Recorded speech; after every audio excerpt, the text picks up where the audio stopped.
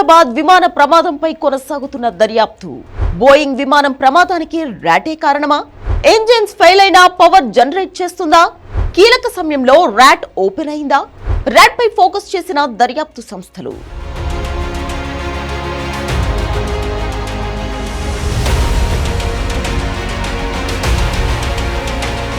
అహ్మదాబాద్ విమాన ప్రమాదం ర్యాట్ తెరుచుకోవడం వల్లే జరిగిందా?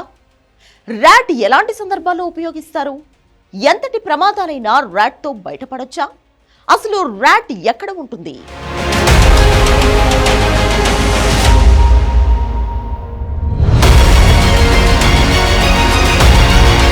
అహ్మదాబాద్ విమాన ప్రమాదంపై దర్యాప్తు కొనసాగుతోంది. విషాదం జరిగిన 3 రోజుల తర్వాత DNA పరీక్షల ద్వారా మృతులను గుర్తించే ప్రక్రియ వేగవంతమైంది. 3 దశాబ్దాలలో దేశంలో జరిగిన అత్యంత దారుణమైన విమాన ప్రమాదానికి గల కారణాలను తెలుసుకునేందుకు ఎయిర్క్రాఫ్ట్ యాక్సిడెంట్ ఇన్వెస్టిగేషన్ బ్యూరో నేతృత్వంలోని వివిధ కేంద్ర, రాష్ట్ర ప్రభుత్వ సంస్థలు దర్యాప్తు చేస్తున్నాయి. ప్రమాదానికి గల కారణాలు తెలుసుకునే పనిలో నిమగ్నమయ్యాయి. గత 3 రోజులుగా AAIB బృందం ఘటనా స్థలిలో ఉండి వివరాలు సేకరిస్తోంది. బ్లాక్ బాక్స్ రికవరీ దర్యాప్తు ప్రక్రియలో చాలా ముఖ్యమైన అంశం. Black box BJ medical college హాస్టల్లో ఇరుక్కుపోయింది. మరోవైపు ఎయిర్ ఇండియా విమానానికి చెందిన కాక్పిట్ వాయిస్ రికార్డర్ లభ్యమైంది. ఘటనపై దర్యాప్తు చేస్తున్న అధికారులకు ఆదివారం వాయిస్ రికార్డర్ దొరికింది. దీని ద్వారా విమాన ప్రమాద కారణాలు తెలిసే అవకాశం ఉంది. Take a look. We've circled it for you. Now, a lot of people have been talking about the theory that the RAT had deployed. What's a RAT? It's a ram air turbine.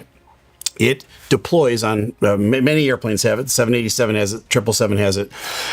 The RAT is basically just behind the wing on the right side of the airplane. There's a little door that holds it in, and it looks like a little Evinrude motor. It's a little two-bladed prop, and the purpose of the ram air turbine is to provide electrical and hydraulic pressure for the aircraft in an extreme emergency. On the 787 in particular, there's 3 things that will deploy the RAT, and it deploys automatically. మరోవైపు rat అంశం చర్చనీయాంశంగా మారింది. ప్రతి విమానంలో rat ఉంటుంది. Air India విమానం కూలిపోయే ముందు rat తెరుచుకుందని నిపుణులు అంటున్నారు. ఇంజిన్లో ఏదైనా సమస్య వచ్చినప్పుడు ప్రమాదం నుంచి బయటపడేందుకు అత్యవసరంగా దీన్ని ఉపయోగిస్తారు. ప్రయాణికులకు టెన్షన్ లేకుండా విమానం క్షణాల్లో కింద పడిపోకుండా సాయపడుతుంది. ర్యాట్ విమానం కింది భాగంలో చిన్న ఫ్యాన్ లాగా ఉంటుంది. చక్రాలకు సమీపంలో మూసి ఉంటుంది. విమానం అదుపు తప్పకుండా బ్యాలెన్స్డ్గా ఉంచుతుంది. ఎమర్జెన్సీ సమయాల్లోనే దీన్ని ఉపయోగిస్తారు. ర్యాట్ను 3 సందర్భాల్లో మాత్రమే వాడతారు. పవర్ సరఫరాలో అంతరాయం కలిగినప్పుడు, హైడ్రాలిక్ సమస్య వచ్చినప్పుడు, ఇంజిన్ ఫెయిల్ అయినప్పుడు మాత్రమే ర్యాట్ను ఓపెన్ చేస్తారు.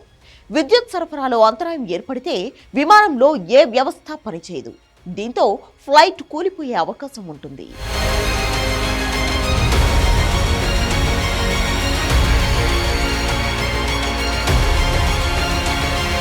విమాన ప్రమాదంలో ఇప్పటి వరకు 278 మంది ప్రాణాలు కోల్పోయారు. DNA పరీక్షల ద్వారా మృతులను గుర్తించే ప్రక్రియను వేగవంతం చేశారు. ఇప్పటిదాకా 80 మంది మృతదేహాలను DNA ద్వారా గుర్తించినట్లు బీజే వైద్య కళాశాల అదనపు civil superintendent doctor Rajneesh Patel తెలిపారు. 33 మంది మృతదేహాలను, మరణ ధృవీకరణ పత్రాలను వారి కుటుంబ సభ్యులకు అప్పగించారు. ప్రమాద తీవ్రత వల్ల చాలా వరకు గుర్తుపట్టలేని విధంగా మృతదేహాలు కాలిపోవడంతో ఒక్కో పరీక్షకు ఎక్కువ సమయం పడుతోందని తెలిపారు. డెడ్ బాడీల గుర్తింపు ఆలస్యం అవుతోందని అన్నారు. బాధితుల కుటుంబాలతో సమన్వయం చేసుకోవడానికి 230 బృందాలను ఏర్పాటు చేసినట్లు వెల్లడించారు. ఇక 3 దశాబ్దాలలో దేశంలో జరిగిన అత్యంత దారుణమైన విమాన ప్రమాదం ఇదే.